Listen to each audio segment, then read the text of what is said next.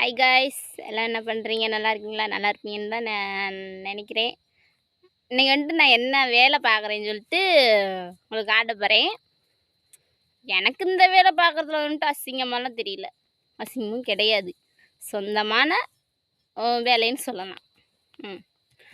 ஒரு நாளைக்கு 400 கிடைச்சாலும் போதும் நமக்கு. 4 மாடை வாங்கிட்டு மேய்க்க வேண்டியதான். படிச்சுட்டு எல்லாம் சும்மா ஊதாரியாக சுற்றுறதுக்கு இது எவ்வளோ பெட்டர். இப்போ வந்துட்டு ஃபஸ்ட்டு நம்ம கூட சுற்றுற நம்ம கேங்கை வந்துட்டு உங்களுக்கு அறிமுகப்படுத்திக்கிறேன். ஒருத்தவங்க பேராக சொல்கிறேன். ஃபஸ்ட்டு நம்ம நாய்க்கு பேரை பார்ப்போம், சரிங்களா? இவங்க வந்துட்டு எப்பயுமே கூடயே தான் மலைக்குள்ள அலைவாங்க. நல்லா ஃபஸ்ட்டு இவங்கள பார்ப்போம். டே குஞ்சு, குஞ்சு இங்கே வா. இவன் பேர் தான் குஞ்சு.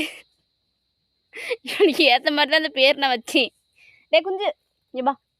குஞ்சு இங்கே வா சாமி, இங்கே வாடா. இவன் பேர் குஞ்சு.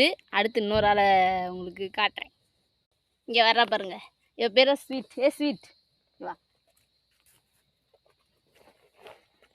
இவளுக்கு ஏற்ற மாதிரி பேர் வச்சுருக்கேனா ஸ்வீட். இப்போ பேர் ஸ்வீட்டு, ஸ்வீட்டாக இருப்பான். தங்க பிள்ளை இது. இவங்க கூட இருக்கும்போது தான் நான் சந்தோஷமாக இருப்பேனேன்னு. மனுஷங்க கூட இருக்கும்போது கூட எனக்கு இவ்வளோ சந்தோஷமாக இருக்குமான்னு தெரியல. இவங்க கூட இருக்கும்போது தான் நான் அவ்வளோ சந்தோஷமாட்டேன். தங்க பிள்ளை இவ தான் வந்துட்டு எங்கள் மாட்டுக்கெலாம் லீடர். எங்கள் மாட்டை வந்துட்டு வழி நடத்துவாங்க. இவங்க தான் இருக்கிறது 4 மாடு, அதில் இவங்க தான் லீடர். இவங்க எங்கே போனாலும் எங்கள் மாடு எல்லாமே சேர்ந்து போகும். இவ பேர் வந்து சுட்டி. சுட்டித்தனமாக இருப்பான். இன்னும் 3 பேர் இருக்காங்க, அவங்கள போய் பார்ப்போம். இவ பேர் தாங்க காதல். எப்படி பேர் நல்லா இருக்கா? உங்கள் மாட்டுக்கெலாம் இப்படி பேர் வைப்பீங்களான்னு சொல்லுங்கள், நான் தெரிஞ்சுக்கிறேன். இன்னும் 2 மாடு இருக்குது, உங்களுக்கு சொல்கிறேன். இவ பேர் வந்துட்டு சின்ன சுட்டி. அடுத்து இந்த இங்கே ஒருத்தவங்க இருக்காங்க பாருங்கள், இவ பேர் வந்துட்டு புஜ்ஜுமா. எப்படி பேர் நல்லா இருக்கா?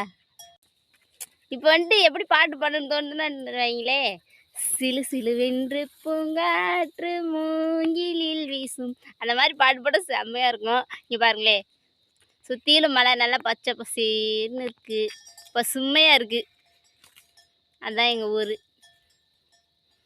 பார்த்தீங்களா?